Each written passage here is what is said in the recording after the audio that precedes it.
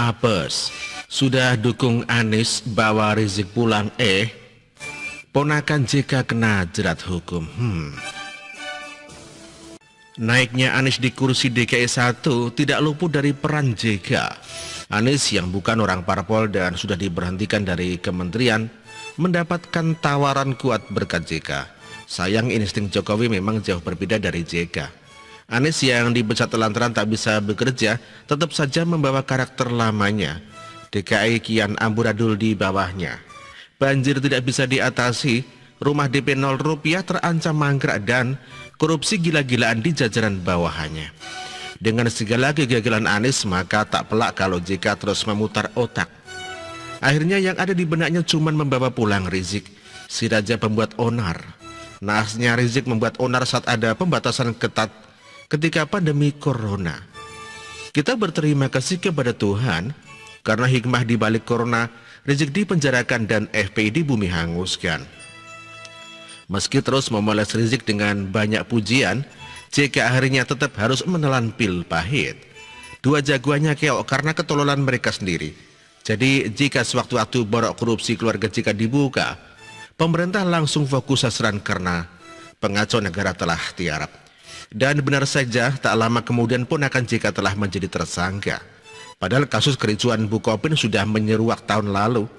Mau minta tolong Anies, ternyata ia gubernur gadungan yang miskin prestasi. Bawa pulang Rizik malah ujungnya Rizik sendiri di kerangkeng. Satu kata untuk patwa, apes. Sebelumnya diberitakan, Barreskrim Polri dikabarkan menetapkan mantan Direktur Utama PT Bosowa Corporindo Sadikin Aksa sebagai tersangka dalam perkara tindak pidana sektor jasa keuangan.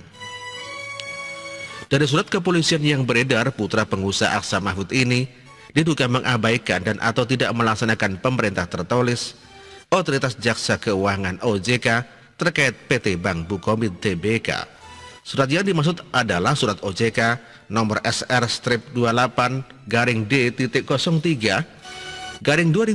tertanggal 9 Juli yang memerintahkan pemberian surat kuasa khusus tim teknikal asisten PT BRI untuk menghadiri rapat umum pemegang saham luar biasa PT Bank Bukopin Tbk.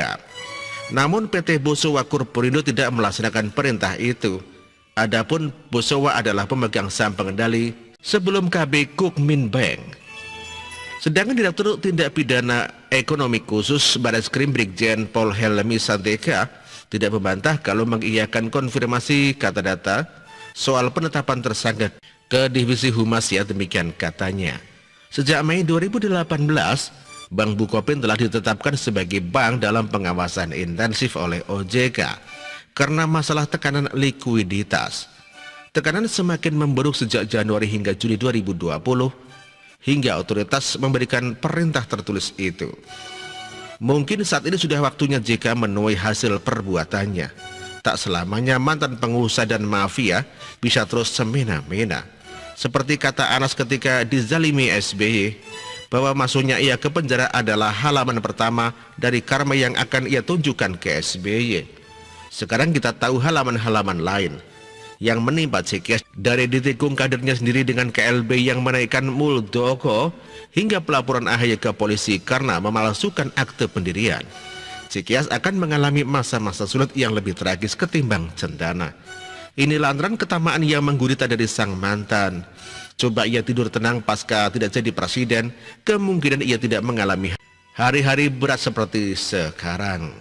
Ya, jangankan jalan-jalan bersama cucu dan menikmati hari tua, hari-hari Pepo justru sibuk memikirkan nasib AHY dan Ibas. Kemungkinan besar setelah keluar dari penjara nanti, Anas akan menyeret Ibas ke penjara. Sama halnya kini yang menimpa JK yang tamak kuasa. Bukannya menikmati masa tua dengan santai, dirinya justru harus sibuk mengurusi ponakan Sadikin Aksa. Orang ini juga disebut-sebut kecipratan proyek Formula E. Tampaknya keluarga JK dan JK sangat kompak menggarong uang negara.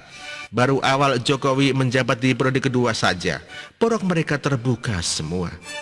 Ini semua karena Jokowi memang presiden jujur. Makanya pantang baginya menutupi borok mafia.